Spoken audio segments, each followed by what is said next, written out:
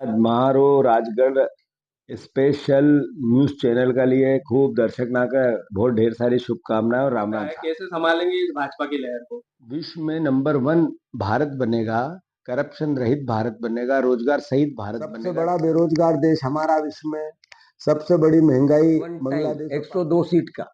और उसके बाद मोदी जी ने फिर नफरत का गेर बदल दिया। ऐसा बोलो कि बाद में वीडियो डिलीट नहीं करना पड़ेगा। आप भाषणबाजी में तो बहुत कुछ बोल जाते हैं, बहुत सारी आपकी कंट्रोवर्सियां भी है। कंट्रोवर्सी हुई मेरे बोलने के बाद, बताओ जबरदस्ती के तो मैं मुंह आपके। बताता हाँ हूँ, बताओ। पार्टी गई तेल लेने, ये वो किसने बोले? औरतें सुनो खोल सुनो के मैं सुनो। पैसे रख लेती, ये आप ही के भाषण थे, नहीं मैंने तो थे नहीं, नहीं। ये कोई भाषण भी नहीं। आप जैसे समझदार आदमी मूर्ख बन गए तो अब मैं क्या करूं?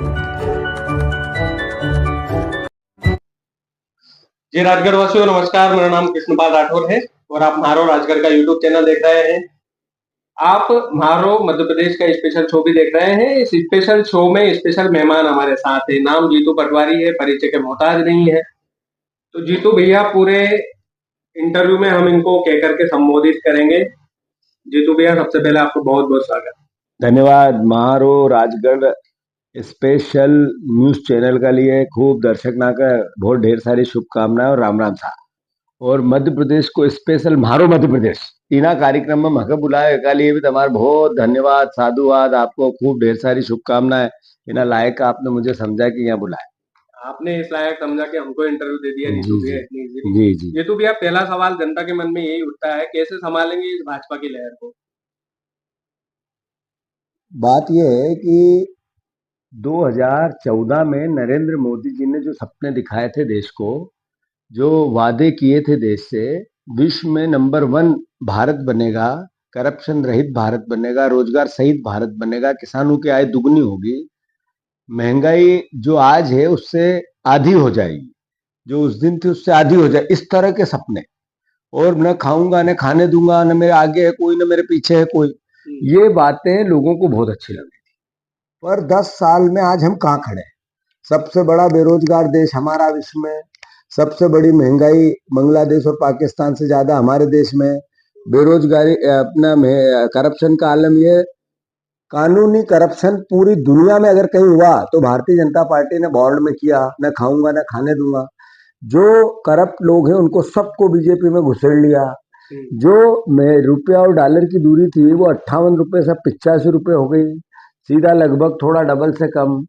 जो विश्व कर्ज होता है वो हमारे पे पहले 50 लाख करोड़ था जिस दिन उन्होंने संभाला था कमान, आज 250 लाख करोड़। इस देश में कोविड में 1 करोड़ से ज्यादा यातनाएं लोगों ने अपने परिजनों को खो दिया। आपने भी खोया होगा आपके परिजन, किसी न किसी दोस्त यार परिवार किसी को।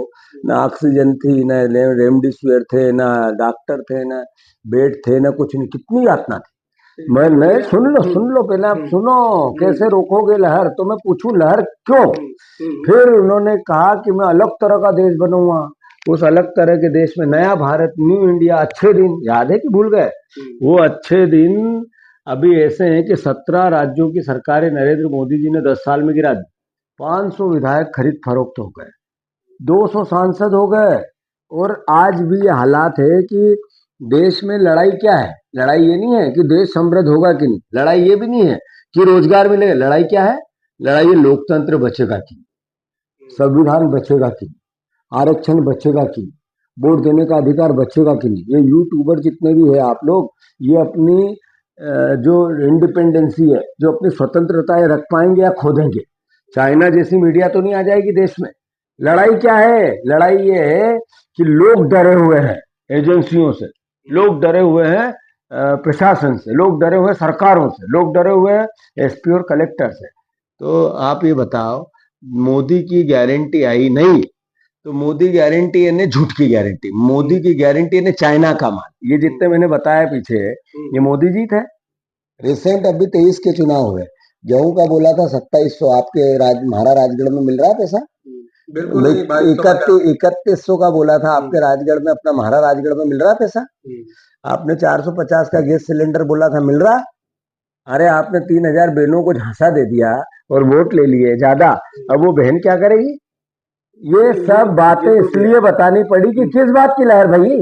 अगर लहर होती तो मोदी जी ये नफरत घृणा, ये एक एक एक एक बार का इलेक्शन हुआ वन टाइम 102 सीट का। और उसके बाद मोदी जी ने फिर नफरत का गियर बदल दिया, फिर घृणा का गियर बदल दिया, फिर मंगलसूत्र पे आ गए, फिर तेरे मेरे पे आ गए। तो ये क्या मैसेज है? ये मैसेज है मोदी जी की लहर नहीं, वो हारने वाले इंडिया गठबंधन की सरकार आने वाली है।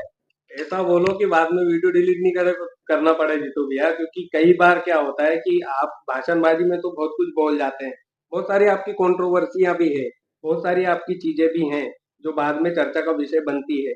जीतू भैया, सवाल ये उठता है कि मेरा निवेदन है, मैं अपने कभी भी ऐसे बात नहीं करता हूँ।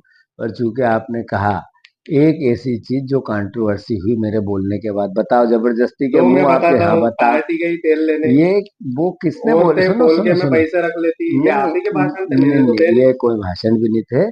और कोई वो कॉन्स्पिरेंसी थी, मैंने उसके लिए, जब मैं, अच्छी बात है, जैसे मैंने इतनी सहृदयता से आपसे बात की, वो सच्चाई को लाओ कि वो सच्चाई क्या थी, कौन बोल रहा है, कौन सुन रहा है, किसकी बात है, कि कुछ नहीं, इधर उधर से जोड़ जाड़ के, और आप जैसे समझदार आदमी मूर्ख बन गए, तो अब मैं क्या करूंगा?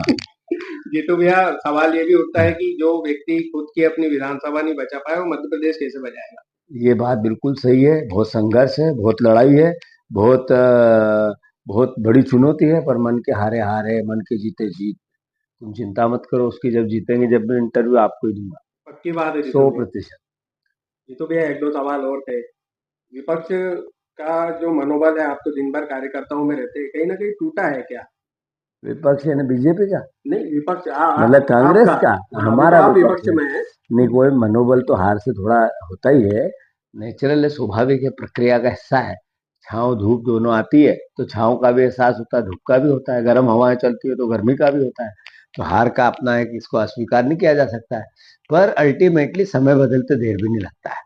जिस जिस कारण से हम हारे, कांग्रेस हारी, वो कारण सबसे बड़ा क्या था? बहनों को 3,000 देंगे, बहनों ने 10% वोट से ज्यादा बीजेपी को दे दिए, हम सब लेट गए उसमें, आप कांग्रेस में। मानते हैं कि बहनों का सौ ही जादू था, प्रतिशत सौ ईवीएम का नहीं प्रतिशत था? सौ नहीं, बात अपनी अपनी जगह सब हो सकती है, पर अभी मैं जो प्रैक्टिकल बात करूंगा वो तो मुझे करनी पड़ेगी ना। तो बिल्कुल। मेरा आपसे आग्रह है कि ऐसी परिस्थिति में कांग्रेस पार्टी की विजनरी वर्क के लिए लोकतंत्र की दूसरी पटरी से सेवा कर रही है। हमारा जॉब है ये।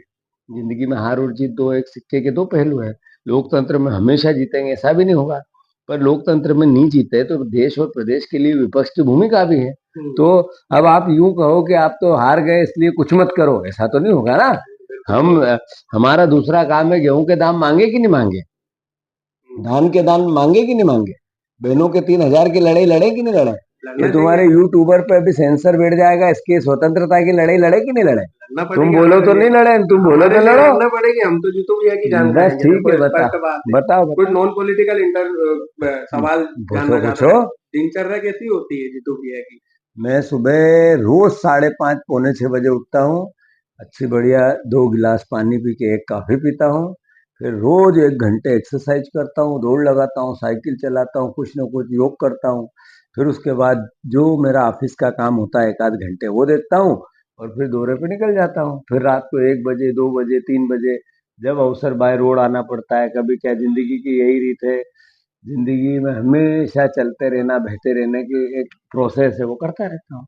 जीतू भैया, राहुल गांधी जी के साथ आपकी काफी चर्चा हुई थी कि बाइक पर बिठाकर कहीं ले गए थे, आप वो चर्चा थोड़ा सुना दीजिए ना दर्शकों को। नहीं, बात यह है कि वो बहुत पुरानी बात है, और वो बाइक पे बिठा के नहीं लगे थे, वो बीजेपी की हठधर्मिता के खिलाफ हम लोग लड़ रहे थे।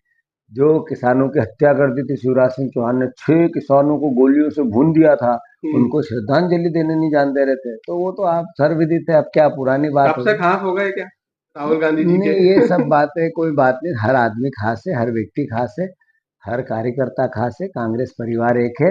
राजनीति में जिसको जो अवसर मिलता है वो काम करता है, हम सब परिवार अच्छा, इतनी बड़ी पोस्ट पर अभी अचानक से आपको मिली है, है।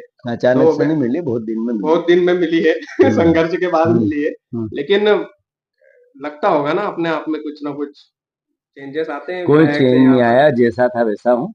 अभी आपसे हंस के बात कर रहा हूँ, पहले भी हंस के बात कर रहा था। और हमारा राजगढ़ में आके खुशी पहले भी थी, अभी तो बुलाया नहीं, अभी बुलाया तुमने तो अब भी खुशी है, तो अगली बार और ज्यादा बातें करेंगे।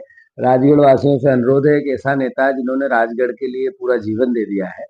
राजगढ़ के परिवार वालों से एक अनुरोध है कि दिग्विजय सिंह साहब, जिंदगी का उनने कहा है कि मेरा आखिरी चुनाव है, मेरे आप सबसे अपील है कि आप कांग्रेस पार्टी के 5 न्याय जो बहनें हैं हमारी, उनको 8,500 रुपया पर मंथ, 1 लाख रुपया साल के कांग्रेस पार्टी देगी। महिला आत्मनिर्भर, आर्थिक आत्मनिर्भर बनाने के लिए हम युवा साथियों को मेरा अनुरोध है कि हम युवाओं को 1 लाख 1 साल के 8,500 रुपये देंगे। युवा न्याय के अंतर्गत आपका जो एजुकेशन लोन है वो माफ करेंगे। एक हमारे जो श्रमिक है उनको 400 रुपया मेहनताना देंगे। जिसने केसीसी लोन लिया है किसानों का, उनका 2 लाख तक का ऋण माफ करेंगे, किसान ऋण माफ, और एमएसपी की गारंटी देंगे। भागीदारी न्याय करेंगे, हर समाज का जो गरीब है उसका उत्थान करने में अपना पार्टी का विजन देंगे। मैं अनुरोध करना चाहता हूं, जब हम ऐसी बात करते हैं तो बीजेपी हमसे नाराज होती है, हमारी निंदा करती है, नरेंद्र मोदी करते हैं, बीजेपी के स्थानीय लोग करते हैं। वो 16 लाख करोड़ रुपया माफ करते हैं उद्योगपतियों का, वो उसमें फख्र महसूस करते हैं। और हम जब गरीबों की बात करते हैं तो हमारी क्रिटिसिज्म करती है, आरोप प्रत्यारोप करते हैं, गाली गलौज करते हैं, बताते हैं वाम सोच है, बताते हैं ये तो इनको लेंगे उनको बांट देंगे, नफरत और घृणा फैलाते हैं।